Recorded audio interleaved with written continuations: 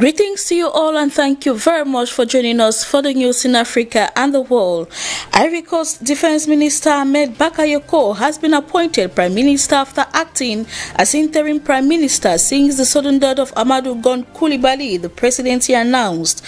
Considered as a close associate of President Alassane Ouattara and a pillar of the regime, Bakayoko will retain his position as the Defense Minister since 2017 after serving as Interior Minister from 2011.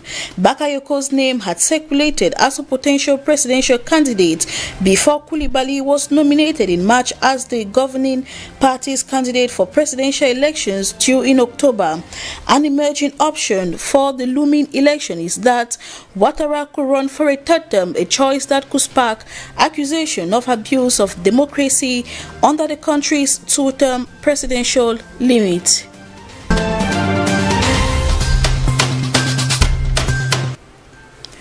The political crisis in Mali has taken a new turn as the leader of the protest movement, Imam Mahmoud Dicko, says the country's crisis could be resolved without President Ibrahim Boubacar Keïta resigning. By the moderate declaration, he stands out from the position taken by the M5 coalition, which insists on the stepping down of the head of state despite many concessions made by the latter. Despite his differences with the other protest leaders, Imam Dicko, however, denied the existence of tension within the opposition. To him, differences in opinion are more of an asset. Earlier this week, West African regional leaders warned that the recommendations arrived at must be implemented as of this Friday, including the resignation of 31 members of parliament whose election is contested.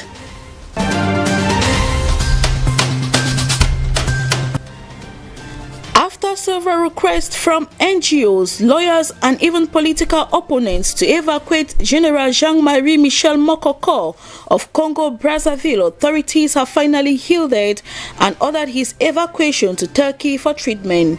The Minister of Foreign Affairs confirmed he will be leaving the country this Thursday, accompanied by his doctor.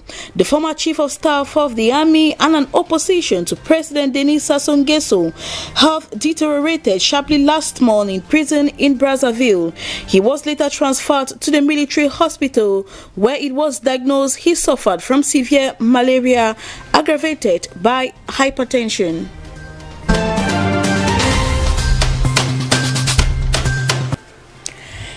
Morocco, the government has announced the closure of 8 cities in order to contain the spread of the coronavirus. After the announcement of these restrictions, security forces are trying in vain to contain the impatience of travelers determined to leave and even cause several traffic accidents. The sudden decision by the Moroccan authorities to introduce severe travel restrictions has affected cities such as Marrakesh and Casablanca as the Muslim festival of sacrifice Eid al-Kabir is celebrated. The country has posted a record number of contaminations at 20,887 cases and 316 deaths.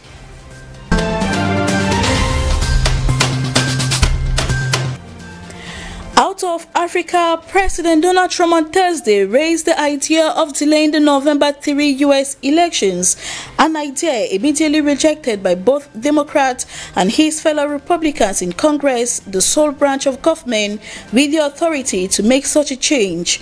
Critics and even Trump allies dismissed the notion as an unserious attempt to distract from devastating economic news, but some legal experts warned that his repeated attacks could undermine his supporters' faith in the election process.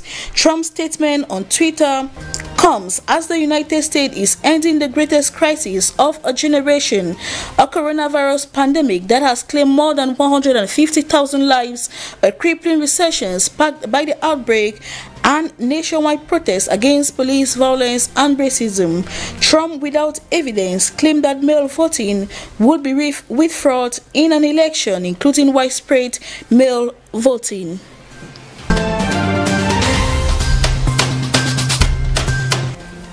An Italy Senate has voted to allow the prosecution of former Interior Minister Matteo Salvini for blocking a migrant ship off the Italian coast last August in the so-called open arms case.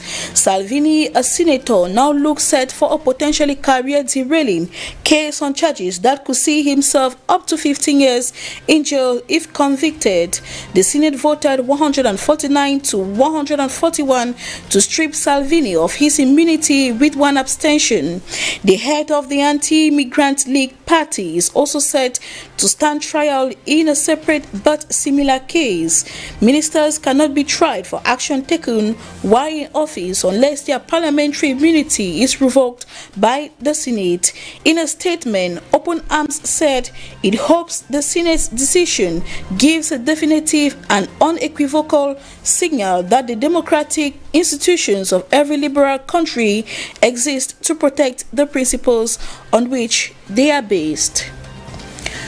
Ladies and gentlemen, thank you very much for choosing the news to be informed in Africa and the world. See you next time, and until we meet again, do take care and stay safe.